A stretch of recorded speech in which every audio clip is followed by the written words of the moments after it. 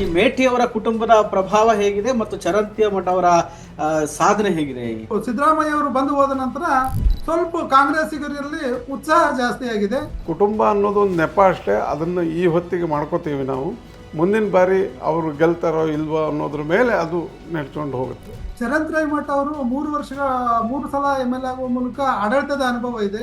ಮೇಟಿಯವ್ರದ್ದು ಕುಟುಂಬದಲ್ಲಿನ ಒಳಜಗಳ, ಇವ್ರದ್ದು ಕುಟುಂಬದ್ದಲ್ಲ, ಬಿಜೆಪಿ ಕುಟುಂಬ.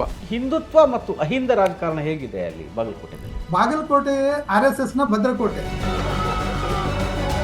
ಈ ಅಭಿವೃದ್ಧಿ ವಿಷಯ ಚುನಾವಣೆಯಲ್ಲಿ ಚರ್ಚೆ ಬರ್ತಾ ಇದೆಯಾ? ಬಿಜೆಪಿ ಅವರು ಅಧಿಕಾರದಲ್ಲಿದ್ದಾಗ ಹಣ ಕೊಟ್ರ ಅಂತ ಇವ್ರು ಕೇಳ್ತಾರೆ, ಕಾಂಗ್ರೆಸ್ನವರು ಸರ್ಕಾರದಲ್ಲಿದ್ದಾಗ ಹಣ ಕೊಟ್ರ ಅಂತ ಅವ್ರು ಕೇಳ್ತಾರೆ. ಮತದಾರರು ಮೌನವಾಗಿದ್ದು ಎಲ್ಲವನ್ನೂ ಗಮನಿಸ್ತಾ ಇದ್ದಾರೆ. ಎಲ್ಲರಿಗೂ ನಮಸ್ಕಾರ. ಪ್ರಜಾವಾಣಿಯ ಚರ್ಚೆಗೆ ಸ್ವಾಗತ.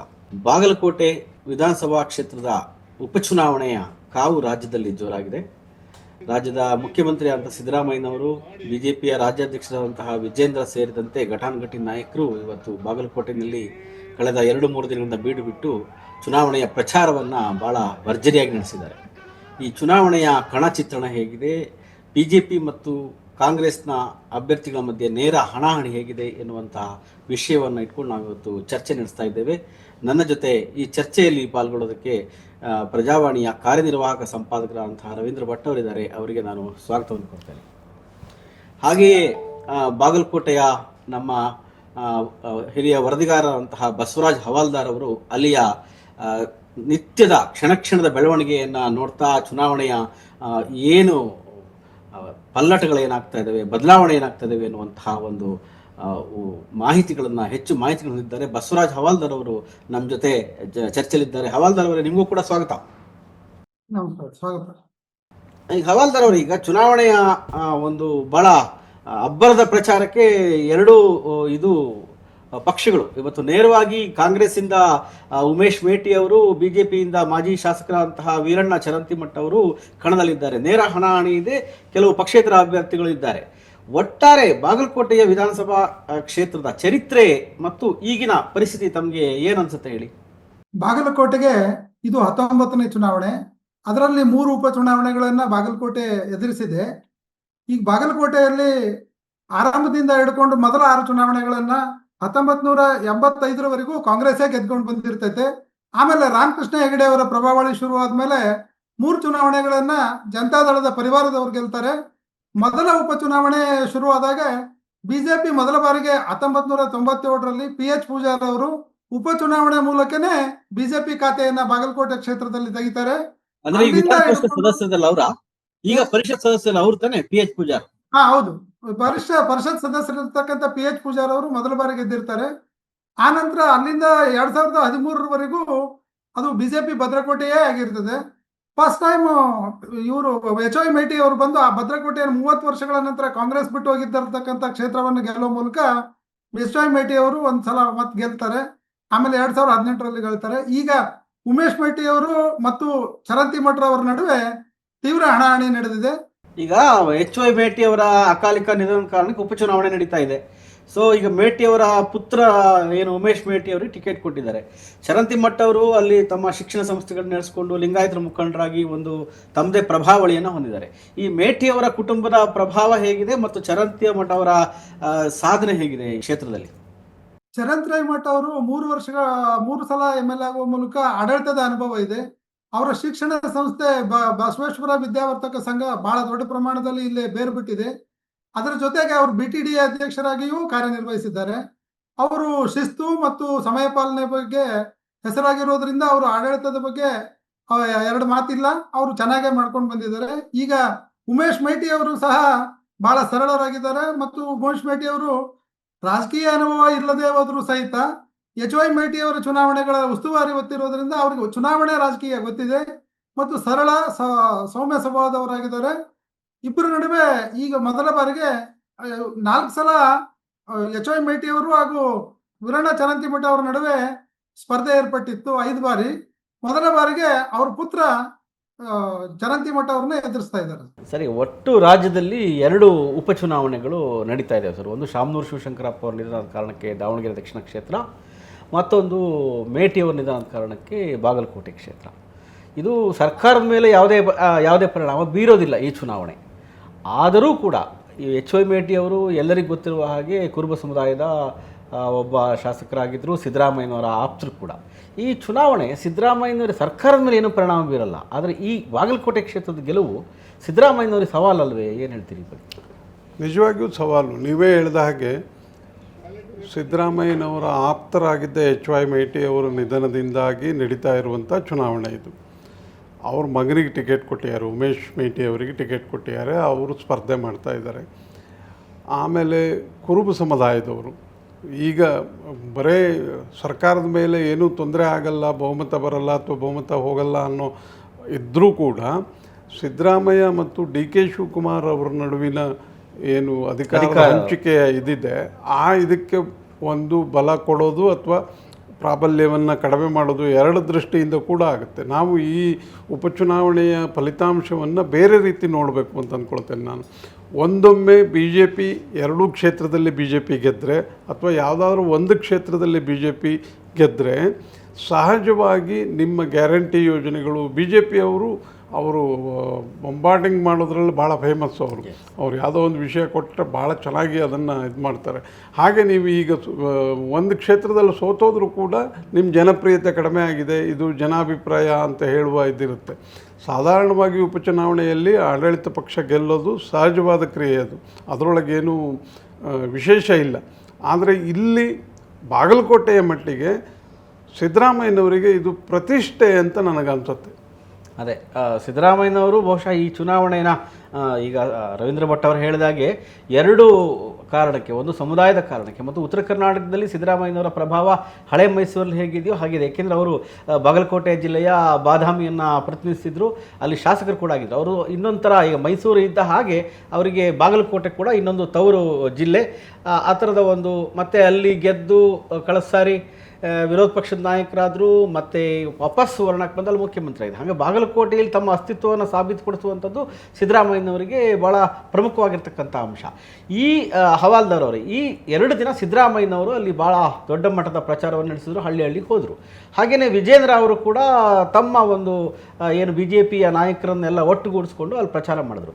ಈ ಇಬ್ಬರು ನಾಯಕರ ಪ್ರಚಾರದ ನಂತರ ಕ್ಷೇತ್ರದಲ್ಲಿ ಏನಾದರೂ ಬಿ ಜೆ ಪಿ ಮತ್ತು ಕಾಂಗ್ರೆಸ್ನ ಲೆಕ್ಕಾಚಾರಗಳು ಬದಲಾಗಿದ್ದಾವ? ಏನನ್ಸುತ್ತೆ ತಮಗೆ? ಸಿದ್ದರಾಮಯ್ಯ ಅವರಿಗೆ ಇದು ಬಹಳ ಪ್ರತಿಷ್ಠೆ ಆಗಿದೆ. 2 ಕಾರಣಕ್ಕೆ. ಅದು ಒಂದು ಅದೇ ನೀವು ಹೇಳಿದಾಗೆ ಕುರುಬ ಸಮುದಾಯದ ಎಚ್ ವೈ ಮೇಟಿ ಅವರು ಶಾಸಕರಾಗಿದ್ರು, ಅದನ್ನ ಇದು ಮಾಡೋದು, ಮತ್ತು ಸರ್ಕಾರದ ದೃಷ್ಟಿಯಿಂದಲೂ ಇದನ್ನ ಗೆಲ್ಬೇಕು ಅನ್ನೋದಿರೋದ್ರಿಂದ. ಬಟ್ ಸಿದ್ದರಾಮಯ್ಯ ಅವರು ಹಳ್ಳಿಗೂ ದಿನಕ್ಕೆ 4 ಬಹಿರಂಗ ಸಭೆಗಳನ್ನು ಮಾಡುವ ಮೂಲಕ ಮತಗಳನ್ನ ಒಗ್ಗೂಡಿಸುವ ಕೆಲಸವನ್ನ ಮಾಡ್ತಾ ಇದ್ದಾರೆ. ಬಿಜೆಪಿ ವಿರುದ್ಧ ಬಹಳ ಪ್ರಬಲವಾಗಿ ಟೀಕೆಗಳನ್ನು ಮಾಡ್ತಾ ಹೋಗ್ತಾ ಇರೋದ್ರಿಂದ ಸ್ವಲ್ಪ ಮಟ್ಟಿಗೆ ಒಂದು ವಾತಾವರಣವನ್ನು ಕ್ರಿಯೇಟ್ ಮಾಡುವಂತ ಪ್ರಯತ್ನವನ್ನ ಅವರು ಬಹಳ ಪ್ರಬಲವಾಗಿ ಮಾಡ್ತಾ ಇದ್ದಾರೆ. ಹಾಗೆ ಇನ್ನೊಂದು ಕಡೆ ಬಿ ವೈ ವಿಜಯೇಂದ್ರ ಅವರು ಸಹ ಬಹಳ ಹಳ್ಳಿಗೆ ಹೋಗೋದ್ರ ಜೊತೆಗೆ ನಗರದ ಮೇಲೆ ಬಹಳ ಕಾನ್ಸಂಟ್ರೇಟ್ ಮಾಡಿ, ಬಾಗಲಕೋಟೆಯ ಕ್ಷೇತ್ರವನ್ನು ಬಾಗಲಕೋಟೆ ಸಿಟಿಯ ಕ್ಷೇತ್ರವನ್ನು ಕಾನ್ಸಂಟ್ರೇಟ್ ಮಾಡಿ ಅವರು ಬಹಿರಂಗ ಪ್ರಚಾರ ಮತ್ತು ಮನೆ ಮನೆಗೆ ಹೋಗುವ ಮೂಲಕ ಮತ್ತು ಸರ್ಕಾರದ ಮೂಲಕ ತೀವ್ರವಾದ ವಾಗ್ದಾಳಿಯನ್ನು ನಡೆಸುವ ಮೂಲಕ ಪ್ರಚಾರವನ್ನು ಬಿರುಸುಗೊಳಿಸಿದ್ದಾರೆ.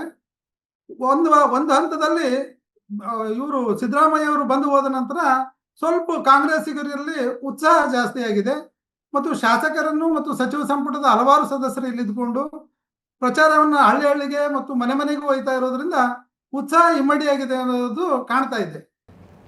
ಮತ್ತೆ ನಿಮ್ಮ ಹತ್ರ ಬರ್ತೀನಿ. ಈಗ ರವೀಂದ್ರ ಭಟ್ ಅವರೇ, ಕುಟುಂಬ ರಾಜಕಾರಣ ನಾವು ಉಪಚುನಾವಣೆ ಸೇರಿದ ಹಾಗೆ ಎಲ್ಲ ಚುನಾವಣೆಯಲ್ಲೂ ಕೂಡ, ಅದು ಕರ್ನಾಟಕ ಮಾತ್ರ ಅಲ್ಲ, ಉಪಚುನಾವಣೆಯಲ್ಲಿ ಹೆಚ್ಚಿನ ಸಂದರ್ಭದಲ್ಲಿ ಯಾರು ಒಬ್ಬ ಶಾಸಕರಾಗಿರ್ತಾರೋ ನಿಧನರಾದಾಗ ಅವರ ಮಗ ಅಥವಾ ಅವರ ಹೆಂಡತಿ ಅಥವಾ ಅವರ ಕುಟುಂಬದವರಿಗೆ ಕೊಡುವಂಥ ಪರಿಪಾಠ ಇದೆ. ಬಾಗಲಕೋಟೆಯಲ್ಲಿ ಕೂಡ ಮೇಟಿಯವರ ಪುತ್ರನಿಗೆ ಒಂದು ಟಿಕೆಟನ್ನು ಕೊಡಲಾಗಿದೆ. ಅವರ ಕುಟುಂಬ ರಾಜಕಾರಣದ ಮೇಲೆ ಇದು ಏನು ರಾಜಕಾರಣ ಫಲಿತಾಂಶದ ಮೇಲೆ ಯಾವ ರೀತಿ ಪರಿಣಾಮ ಬೀರಬಹುದು?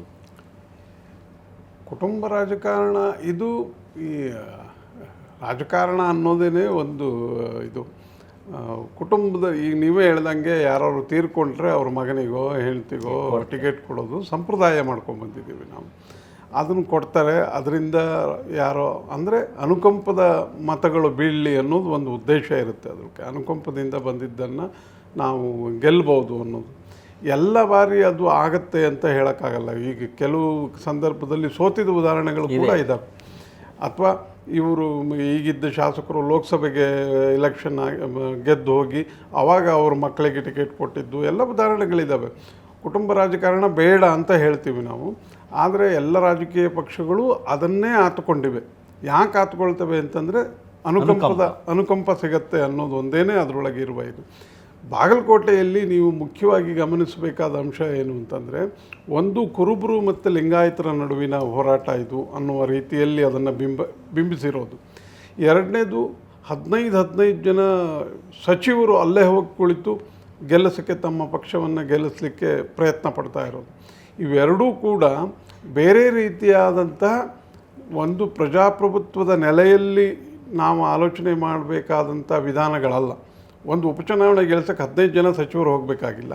ಆಮೇಲೆ ಯಾವುದೇ ಉಪಚುನಾವಣೆಯ ಇದು ಲಿಂಗಾಯತರು ಮತ್ತು ಒಕ್ಕಲಿಗರು, ಲಿಂಗಾಯತರು ಮತ್ತು ಕುರುಬರು ಅಂತ ಜಾತಿ ಲೆಕ್ಕಾಚಾರದಲ್ಲಿ ನಡಿಬಾರದು ಅಂತ ನಾವು ಹೇಳ್ತೀವಿ. ಆದರೆ ವಾಸ್ತವವಾಗಿ ಆ ಕ್ಷೇತ್ರದಲ್ಲಿ ಅದೇ ಇರುತ್ತೆ, ಅದರ ಮೇಲೇ ಚುನಾವಣೆ ನಡೆಯುತ್ತೆ. ಆ ಕಾರಣಕ್ಕಾಗಿ ಕುಟುಂಬ ಅನ್ನೋದು ಒಂದು ನೆಪ ಅಷ್ಟೇ. ಅದನ್ನು ಈ ಹೊತ್ತಿಗೆ ಮಾಡ್ಕೋತೀವಿ ನಾವು.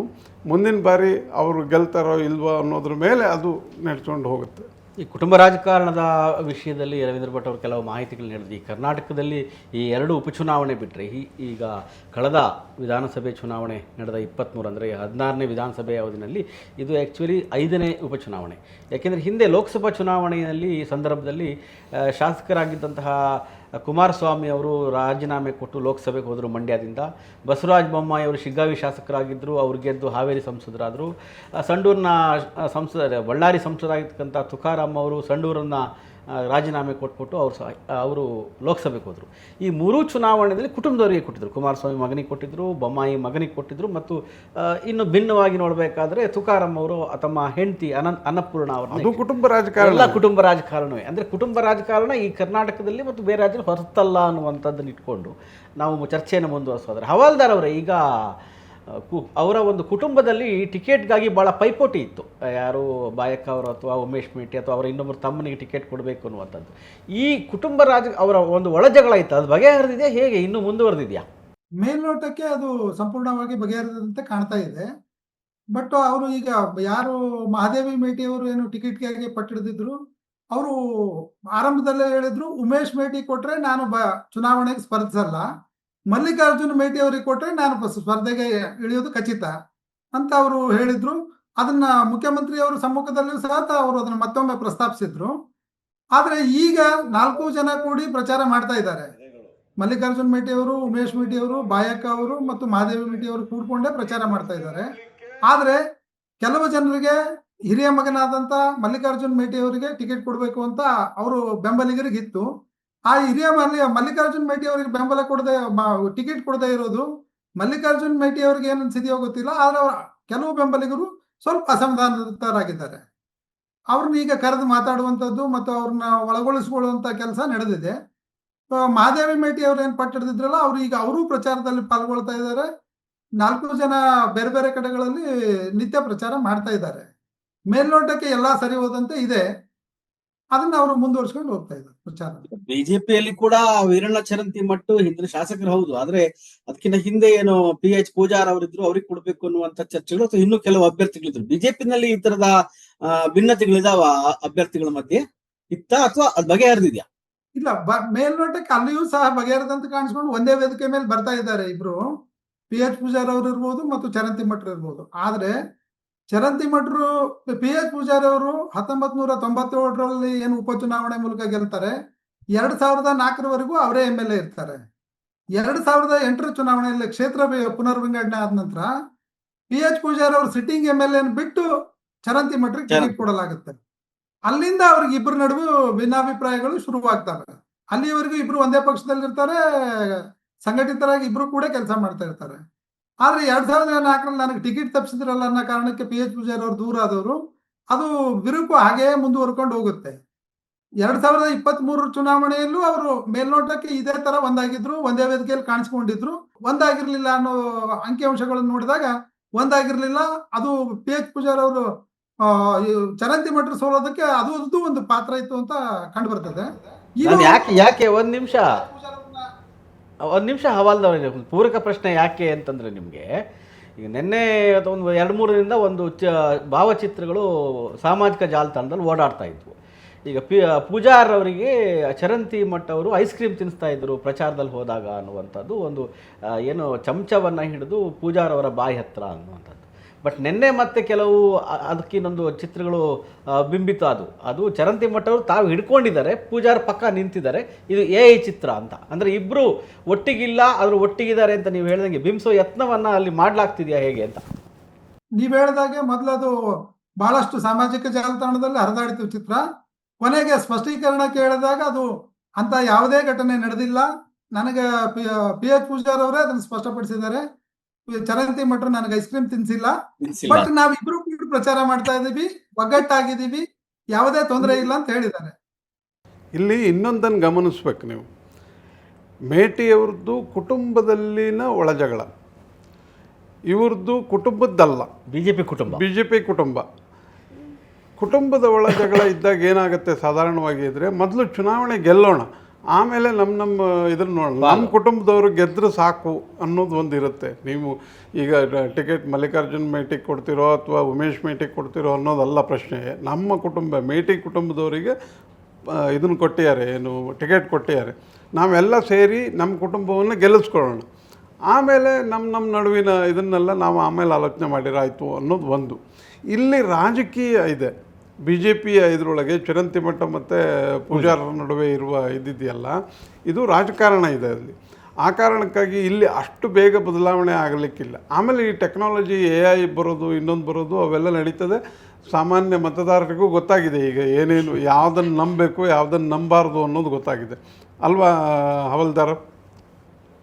ಸರ್, ಅದು ಈಗ PH ಪೂಜಾರು ಮತ್ತು ಚರಂತಿ ಮಠರ ಕಡೆ ಒಂದಾದ್ರೆ, ಚರಂತಿ ಮಠರ ಕುಟುಂಬದಲ್ಲಿಯೂ ಭಿನ್ನಾಭಿಪ್ರಾಯ ಇದೆ. 2023 ಚುನಾವಣೆಯಲ್ಲಿ ಮಲ್ಲಿಕಾರ್ಜುನ್ ಚರಂತಿ ಮಠ, ವೀರಣ್ಣ ಚರಂತಿ ಮಠ ಅವರ ಸೋದರರು ಪಕ್ಷೇತರರಾಗಿ ಸ್ಪರ್ಧೆ ಮಾಡಿದ್ರು.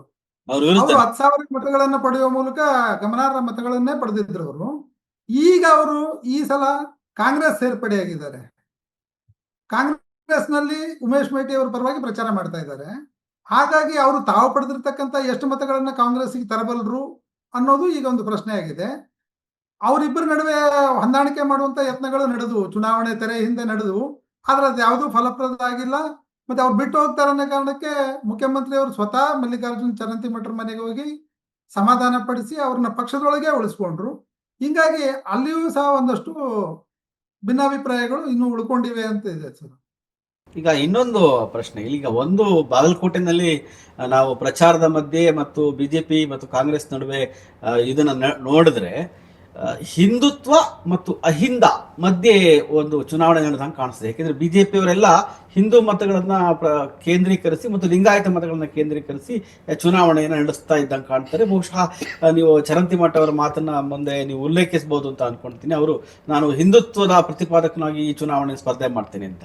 ಅದಕ್ಕೆ ಭಿನ್ನವಾಗಿ ಮುಸ್ಲಿಂ ಮತ್ತು ಈಗಾಗಲೇ ನಮ್ಮ ರವೀಂದ್ರ ಭಟ್ ಅವರು ಹೇಳಿದ ಕುರುಬರ ಏನು ಸಮುದಾಯದ ಕಾರಣಕ್ಕೆ ಕುರುಬರ ಮಠ ಮತ್ತು ಸಿದ್ದರಾಮಯ್ಯನವರ ಕಾರಣ ಕುರುಬರ ಮತಗಳು ಮತ್ತು ಮುಸ್ಲಿಂ ಮತಗಳು ಅವನ್ನ ಕೇಂದ್ರೀಕರಿಸಿ ಕಾಂಗ್ರೆಸ್ ರಾಜಕಾರಣ ಮಾಡ್ತಾ ಇದೆ. ಮತ್ತು ಲಿಂಗಾಯತ ಮತಗಳನ್ನು ಕೂಡ ಸೆಳೆಯುವ ಯತ್ನವನ್ನ ಕೆಲವು ನಾಯಕರ ಮೂಲಕ, ಶಿವಾನಂದ ಪಾಟೀಲ್ ಇರ್ಬೋದು, MB ಪಾಟೀಲ್ ಇರ್ಬೋದು, ಅವ್ರ ಮೂಲಕ ಆ ಕೆಲಸವನ್ನು ಮಾಡ್ತಾ ಇದ್ದಾರೆ. ಈ ಹಿಂದುತ್ವ ಮತ್ತು ಅಹಿಂದ ರಾಜಕಾರಣ ಹೇಗಿದೆ ಅಲ್ಲಿ ಬಾಗಲಕೋಟೆನಲ್ಲಿ? ಖಂಡಿತವಾಗಿಯೂ ನೀವು ಹೇಳಿದಂತೆ ಇಲ್ಲಿ ನಡೀತಾ ಇರೋದು ಹಿಂದುತ್ವ ಮತ್ತು ಅಹಿಂದದ ನಡುವೆನೆ ಚುನಾವಣೆ. ಯಾಕೆ ಹಿಂದುತ್ವ ಬರುತ್ತೆ ಅಂದ್ರೆ, ಬಾಗಲಕೋಟೆ RSS ನ ಭದ್ರಕೋಟೆ.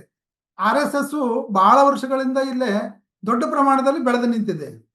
ಇಲ್ಲಿ ಅವರು ಲಿಂಗಾಯತ ಮತಗಳು ಇಲ್ಲಿ ಹೆಚ್ಚಿವೆ, ಬಹುಸಂಖ್ಯಾತರು ಲಿಂಗಾಯತ ಮತದಾರರೇ ಇರೋದ್ರಿಂದ ಅವರನ್ನ ಕಾನ್ಸಂಟ್ರೇಟ್ ಮಾಡ್ಕೊಂಡು RSS ಬಹಳ ಪ್ರಬಲವಾಗಿರೋದ್ರಿಂದ RSS PH ಪೂಜಾರ್ ಅವರು ಇರ್ಬೋದು, ಚರಂತಿ ಮಠರು ಇರ್ಬೋದು, RSS ಗರಡಿಯಲ್ಲೇ ಬೆಳೆದು ಬಂದಿರತಕ್ಕಂಥವ್ರು. ಹಾಗಾಗಿ ಅವರು ಒಂದ್ ಕಡೆ RSS ನ ಮೂಲಕ ಮತ್ತು ಇದನ್ನ ಮೂಲಕ ಹಿಂದುತ್ವದ ಮತಗಳನ್ನ ಒಂದ್ ಕಡೆ ಒಗ್ಗೂಡಿಸುವಂತ ಕೆಲಸಗಳನ್ನ ಅವ್ರು ಮಾಡ್ತಾ ಇದ್ದಾರೆ. ಈ ಕಡೆ ಕಾಂಗ್ರೆಸ್ ಒಂದು ದೊಡ್ಡ ಪ್ರಮಾಣದಲ್ಲಿ ಸಂಖ್ಯೆ ಇರ್ತಕ್ಕಂಥ ಕುರುಬರು ಮತ್ತು ಇವ್ರನ್ನ ಮುಸ್ಲಿಂ ಸಮಾಜವನ್ನ ಒಗ್ಗೂಡಿಸಿ ಕೆಲಸದ ಜೊತೆಗೆ ಪರಿಶಿಷ್ಟ ಜಾತಿ ಮತ್ತು ಪರಿಶಿಷ್ಟ ಪಂಗಡದ ಮತಗಳನ್ನು ಒಗ್ಗೂಡಿಸುವ ಕೆಲಸ ಮಾಡ್ತಾ ಇದ್ದಾರೆ. ಅದರಲ್ಲಿ ಪರಿಶಿಷ್ಟ ಇದು ಬಂಜಾರ ಸಮುದಾಯದ ಒಂದು 12 ತಾಂಡಗಳು ಇಲ್ಲಿವೆ. ಆ ಮತಗಳನ್ನು ಸೆಳೆದ ಮೂಲಕ ಗೆಲುವಿನ ದಡ ಮುಟ್ಟೋದಕ್ಕೆ ಆ ಕಡೆ ಅವ್ರು ಪ್ರಯತ್ನಿಸ್ತಾ ಇದ್ದಾರೆ, ಈ ಕಡೆ ಹಿಂದುತ್ವದ ಮತಗಳನ್ನ ಒಗ್ಗೂಡಿಸೋದು ಒಂದು ಕಡೆ ಮಾಡ್ಕೊಳ್ಳೋದಕ್ಕೆ ಇವ್ರು ಪ್ರಯತ್ನಿಸ್ತಾ ಇದ್ದಾರೆ. ಆ ಕಾರಣಕ್ಕೆ ಪ್ರಚಾರಕ್ಕೆ ಯತ್ನಾಳ್ ಅವ್ರನ್ನ ಕರೆತರಬೇಕು ಅನ್ನೋ ಬೇಡಿಕೆ ಕಾರ್ಯಕರ್ತರಿಂದ ದೊಡ್ಡ ಪ್ರಮಾಣದಲ್ಲಿದೆ. ಯತ್ನಾಳ್ ಅವರು ಬಂದ್ರೆ ನಮಗೆ ಬಿಜೆಪಿ ಹಿಂದುತ್ವದ ಮತಗಳನ್ನು ಕೂಡಿಸೋದಕ್ಕೆ ಸರಳ ಆಗುತ್ತೆ ಮತ್ತು ನಾವು ಚುನಾವಣೆ ಕಣದಲ್ಲಿ ಫೈಟ್ ಮಾಡ್ಬೋದು ಅನ್ನೋ ಇರೋ ಕಾರಣಕ್ಕೆ ಅದಕ್ಕೆ ಶ್ರೀರಾಮುಲು ಅವರು ಮತ್ತು ವಿಜಯೇಂದ್ರ ಅವರು ಪರೋಕ್ಷವಾಗಿ ಸಮ್ಮತಿಸಿದಂತೆ ಕಾಣ್ತಾ ಇದೆ. ಆದ್ರೆ ಅವ್ರನ್ನ ಹೇಗೆ ಕರೆತರಬೇಕು, ಅವ್ರಿಗೆ ವೇದಿಕೆ ಹೇಗೆ ಕಲ್ಪಿಸಬೇಕು ಮತ್ತು ಪ್ರಚಾರದಾಗ ಅವ್ರ ಜೊತೆ ಯಾರ್ಯಾರು ಇರಬೇಕು ಅನ್ನೋದು ಇನ್ನೂ ನಿರ್ಧಾರ ಆಗಿಲ್ಲ. ಅವ್ರು ಬರ್ತಾರ ಇಲ್ಲ ಅನ್ನೋ ಕುತೂಹಲನೂ ಹಾಗೆ ಮುಂದುವರೆದಿದೆ. ಅದೇ ಈಗಾಗಲೇ ಪ್ರಸ್ತಾಪ ಮಾಡಿದ್ರು ಸರ್ ಹವಾಲ್ದಾರ್ ಬಿಜೆಪಿಯ ವಿಷಯಗಳಿಗೆ ಸಂಬಂಧಪಟ್ಟಂತೆ.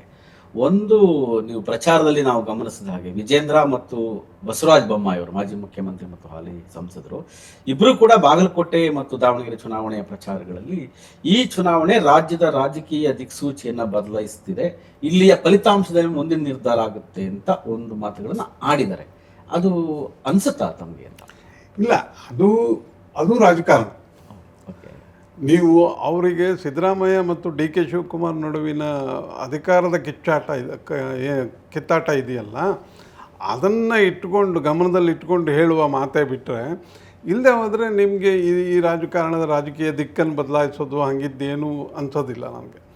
ನನಗೆ ಭಾಳ ಆಶ್ಚರ್ಯ ಅನಿಸೋದೇನು ಅಂತಂದರೆ, ಯಾರೂ ಅಭಿವೃದ್ಧಿಯ ವಿಚಾರವನ್ನು ಇಟ್ಕೊಂಡು ಮತ ಕೇಳ್ತಾನೂ ಇಲ್ಲ, ಮತದ ಬಗ್ಗೆ ಮಾತಾಡ್ತಾ ಇಲ್ಲ. ನಾವು ಕೂಡ ಮುಸ್ಲಿಮರು, ಅಹಿಂದ, ಕುರುಬರು, ಲಿಂಗಾಯತರು, ಹಿಂದುತ್ವ, RSS, ಯತ್ನಾಳ್ ಬರ್ತಾರೋ ಇಲ್ವೋ ಅನ್ನೋದ್ರ ಬಗ್ಗೆ ಅಷ್ಟೇ ಚರ್ಚೆ ಮಾಡ್ತೀವಿ ಅಷ್ಟೇ ಬಿಟ್ಟರೆ, ಅಭಿವೃದ್ಧಿ ಮೇಟಿ ಕಾಲದಲ್ಲಿ ಏನೇನು ಅಭಿವೃದ್ಧಿ ಆಗಿದೆ, ಚರಂತಿಮಠ ಕಾಲದಲ್ಲಿ ಏನೇನು ಅಭಿವೃದ್ಧಿ ಆಗಿದೆ, ಅವರು ಅಭಿವೃದ್ಧಿಯ ದೃಷ್ಟಿಯಿಂದ ಏನು ಮಾಡಬಲ್ಲರು. ಈ ಉಮೇಶ್ ಮೇಟಿ ಈಗ ಹೊಸಬರು, ರಾಜಕಾರಣಕ್ಕೆ ಹೊಸಬರು. ಅವರು ತಂದೆ ರಾಜಕಾರಣದಲ್ಲಿದ್ದರೂ ಕೂಡ ಅವರು ಈಗ ಶಾಸಕರಾಗಿ ಹೊಸದಾಗಿ ಮೊದಲನೇ ಬಾರಿಗೆ ಶಾಸಕರಾಗೋದಕ್ಕೆ ಹೊರಟಿರೋರು. ಏನು ಮಾಡ್ಬೋದು, ಅವ್ರ ಐಡಿಯಾ ಏನಿದೆ ಏನೂ ಗೊತ್ತಾಗಲ್ವಲ್ಲ ನಮಗೆ. ನೀವು ಯಾವುದನ್ನು ಮುಂದಿಟ್ಕೊಂಡು ಚುನಾವಣೆಗೆ ಹೋಗ್ತೀವಿ? ಕಾಂಗ್ರೆಸ್ನವ್ರು ಕೇಳಿದರೆ ನಾವು ಗ್ಯಾರಂಟಿ ಕೊಟ್ಟಿದ್ದೀವಿ, ಗ್ಯಾರಂಟಿಯನ್ನೇ ಮುಂದಿಟ್ಟುಕೊಂಡು ಹೋಗ್ತೀವಿ ಅಂತ ಹೇಳ್ತಾರೆ. ಇವರು ನೀವು ಎಲ್ಲದಕ್ಕೂ ಕೇಂದ್ರವನ್ನು ಬೈತಾ ಇದ್ದೀರಿ, ಕೇಂದ್ರದ ಇದನ್ನು ಇದು ಮಾಡ್ಕೊಂಡು ಹೋಗ್ತಾ ಇದ್ದೀರಿ ಅಂತ BJPಯವರು ಹೇಳ್ತಾರೆ. ಆದರೆ ನಿಜವಾಗಿ ಚರ್ಚೆ ಆಗಬೇಕಾದ ವಿಷಯ ಏನಿತ್ತು ಅದು ಚರ್ಚೆ ಆಗ್ತಾ ಇಲ್ವೇನೋ ಅಂತ ನನಗನ್ಸುತ್ತೆ.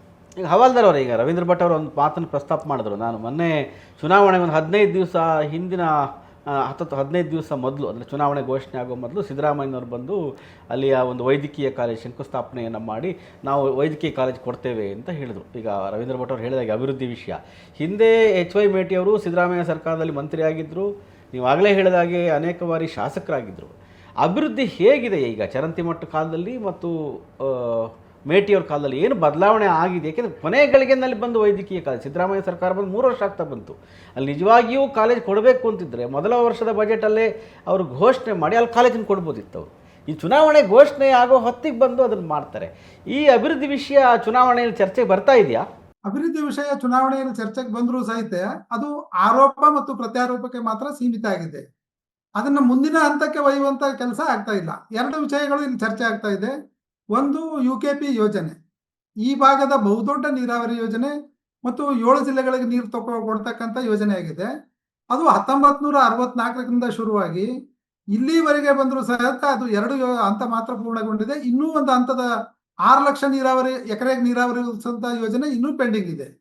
ಅದನ್ನೇ 2 ಸರ್ಕಾರದಲ್ಲೂ ಮಾಡದೇ ಇರೋದ್ರಿಂದ ಆರೋಪ ಪ್ರತ್ಯಾರೋಪಕ್ಕೆ ಸರಳಾಗಿದೆ. BJP ಅವರು ಅಧಿಕಾರದಲ್ಲಿದ್ದಾಗ ಹಣ ಕೊಟ್ರ ಅಂತ ಇವ್ರು ಕೇಳ್ತಾರೆ, ಕಾಂಗ್ರೆಸ್ನವರು ಸರ್ಕಾರದಲ್ಲಿದ್ದಾಗ ಹಣ ಕೊಟ್ರ ಅಂತ ಅವ್ರು ಕೇಳ್ತಾರೆ.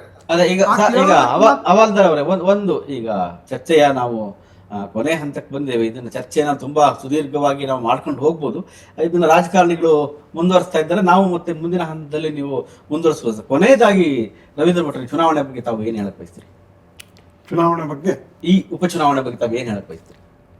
ಉಪಚುನಾವಣೆ ಒಬ್ಬ ಪ್ರಜಾಪ್ರಭುತ್ವವನ್ನು ಗಮನದಲ್ಲಿ ಇಟ್ಟುಕೊಂಡು ಹೇಳೋದಾದರೆ, ಈ ಉಪಚುನಾವಣೆಯಲ್ಲಿ ರಾಜಕಾರಣ ಸೋಲಬೇಕು, ಅಭಿವೃದ್ಧಿ ಗೆಲ್ಲಬೇಕು.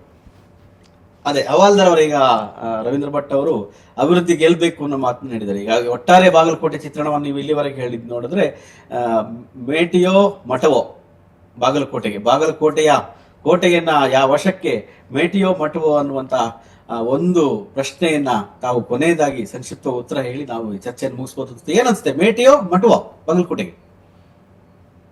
ಮೇಟಿ ಮತ್ತು ಮಠದ ನಡುವೆ ತೀವ್ರ ಸ್ಪರ್ಧೆ ನಡೆದಿದೆ.